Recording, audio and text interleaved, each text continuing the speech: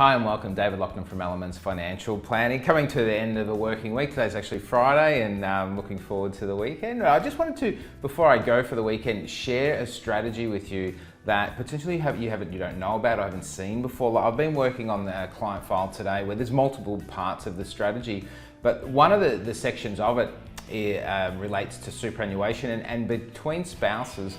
As long as you meet certain conditions, you can split superannuation between you, and there's a few different ways that happens. So you can, a lot of the times, one of the spouses may have had a long time off with kids and so forth, or may have earned a lot less money than the other spouse, and that can potentially create problems. But if you create strategies around that, where you can move some superannuation split to a spouse or so forth, that can really help. And there's three really main areas that helps, and it can be really tax effective depending on your situation. So there can potentially be tax offsets, or in retirement, once you get to retirement, there's caps on how much anyone can have on tax-free zone in superannuation these days. So splitting that up between two spouses, if you're getting a fair bit of money in superannuation, can potentially help you there.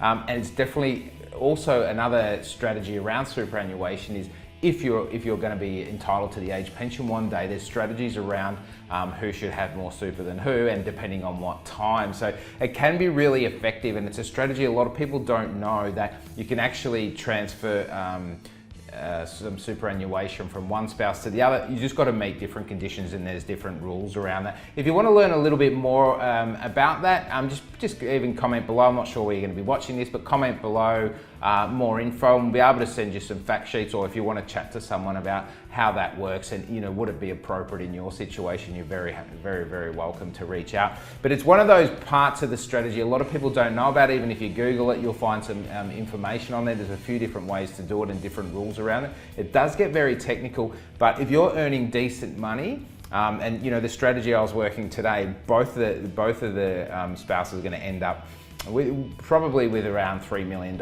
in their superannuation when they get to retirement. So if it was just going into one, it would cost them a lot of money, where we needed to change things up and make sure that we're utilizing both superannuations to be able to be really effective. So it may or may not be a strategy that could work for you, but if you would like to find out, just comment below and we can get in touch and see if that's something you might be able to use. Alrighty, cheers for now.